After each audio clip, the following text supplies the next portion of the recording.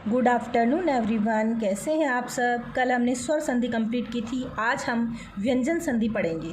तो व्यंजन संधि किसे कहते हैं, सबसे पहले हमें ये जानना चाहिए।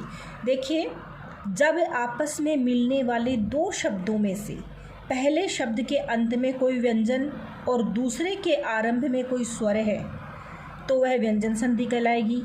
और पहले शब्द के अंत में कोई व्यंजन है, दूसरे शब्द के आरंभ में भी कोई व्यंजन है तो भी उनके बीच होने वाले मेल को हम व्यंजन संधि कहेंगे। कहने का मतलब है व्यंजन प्लस व्यंजन भी व्यंजन संधि ही होगा, व्यंजन प्लस स्वर भी व्यंजन संधि ही होगा।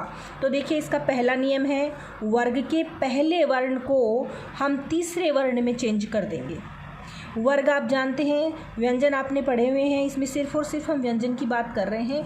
व्यंजन आपने पढ़े हुए हैं, कै, चै, टै, तै, पै, ये है पहले अक्षर हैं, इनके नाम पर इनका वर्ग पड़ा है।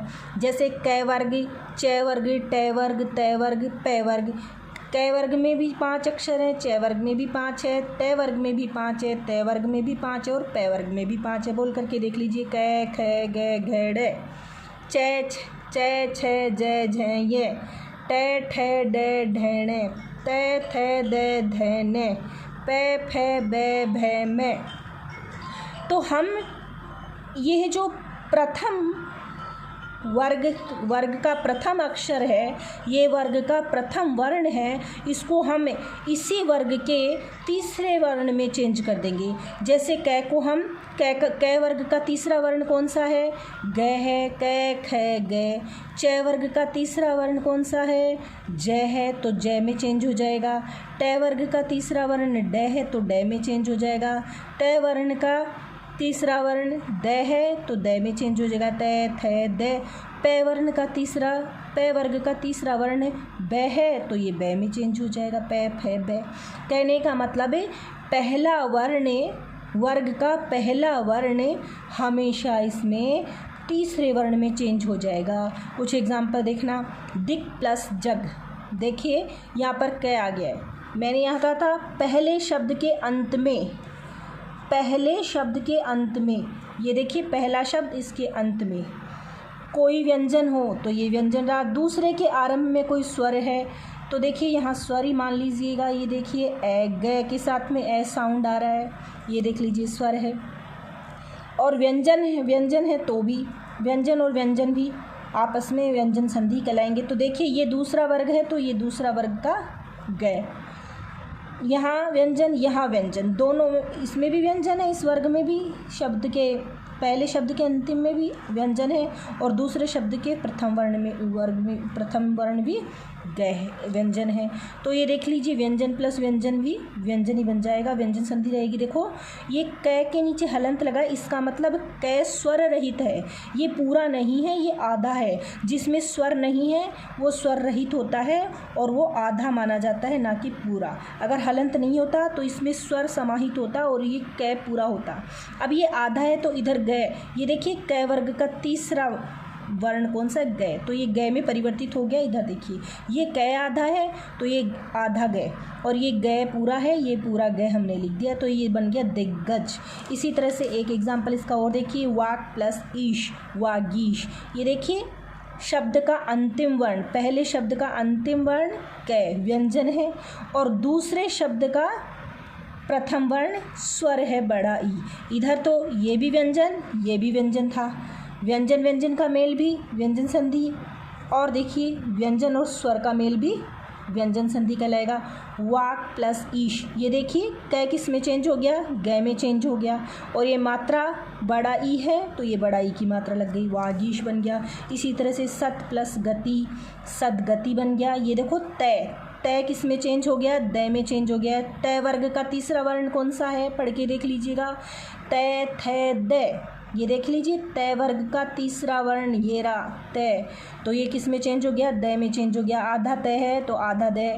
सदगति, तत् प्लस भाव, तद्भाव। ये देखिए आधा तय है तो आधा दै, तय किस में चेंज हो गया, दै में चेंज हो गया, ये तद्भाव बन गया। तय वर्ग का तीसरा वर्ण है ये। अच प्लस अंत, अजंत बन गया। चय, ये देखिए व्यंजन, और ये देखिए स्वर, व्यंजन प्लस स्वर, ये व्यंजन संधि बन गई अजंत। आधा च और ये ए। देखिए च किस में चेंज हो गया, ये च तीसरा वर्ण कौन सा है इसका, बोल के देखो, च छ जय, जय, ये जय में चेंज हो गया अजंत। अप प्लस ईंधन अभिंधन बन गया। पै वर्ग का तीसरा वर्ण कौन सा, पै फै बै, ये देखो बै, ये छोटाई की मात्रा लग गई। शप प्लस द शब्द बन गया। पै किस में चेंज हो गया, बै में, तीसरा वर्ण पै वर्ग का तीसरा वर्ण बै है, ये पै आधा, ये बै आधा, शब्द बन गया। षट प्लस आनंद षडानन, टै वर्ग का तीसरा वर्ण डै, ये देखो तै वर्ग का तीसरा वर्ण डै, तो ये डे में चेंज हो गया। आ, तो आ की मात्रा लग गई षडानन। अब इसका दूसरा रूल देखिए आप, दूसरा भेद देखिए।